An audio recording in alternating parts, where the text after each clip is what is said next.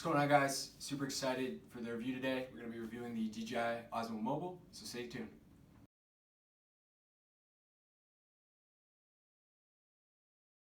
So we picked this up from Amazon for $169.99. We did get the refurbished unit, but honestly, out of the box, couldn't tell the difference. So super impressed with that. So out of the box, it does come with a nice zipper carrying case, and inside we have the unit itself. And it also comes with a USB charger, charges via the 3.5mm jack on the back. You can also plug in an external microphone there as well.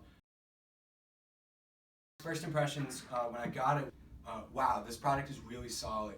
It's a very firm product in your hand. It's 1 pound and 1 ounce. It has a good weight to it. It's very easy to set up, so let's run through the setup real quick. So I just opened the DJI Go app. The Osmo Mobile is now on. And what I'm going to do is just slide this in here, like so. The folks at DJI really did a good job with the lock on the back. As you can see there, it is very firm. The phone's not going anywhere. I really had no concerns about my phone falling out of this clamp.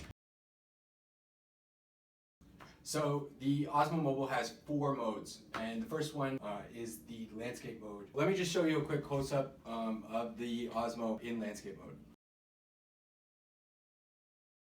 The second mode is underslung, as you see here. So the handle is basically above the phone, and I find this is great for getting low-angle shots. So the third out of the 4 is flashlight mode. As you can see here, it kind of looks like you're using a flashlight. This happens to be my personal favorite. So last but not least is the portrait mode, which I find is great for just shooting vertical content like Instagram stories, for example.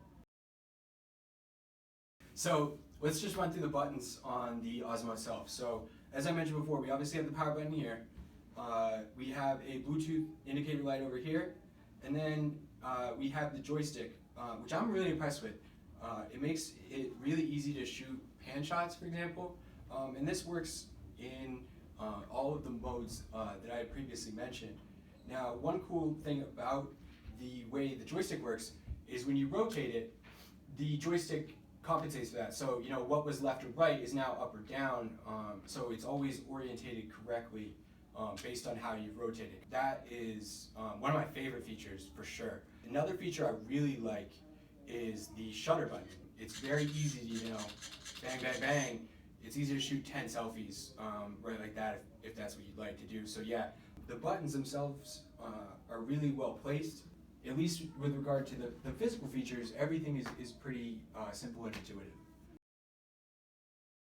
I can say that after having used it extensively, you know, for about 2 hours shooting the other day, we barely got it below 80%. Really impressed with the battery life out of the box, and I'm excited to see how it holds up over time.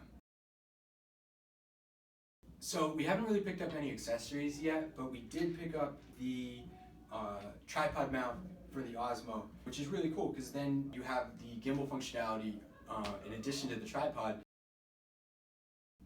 So overall, my thoughts, this is a really impressive product. For something that is relatively lightweight, it's only about 1 pound and 1 ounce, good battery life, under $200. It's from a company, DJI. I really enjoyed using their Mavic Pro drones.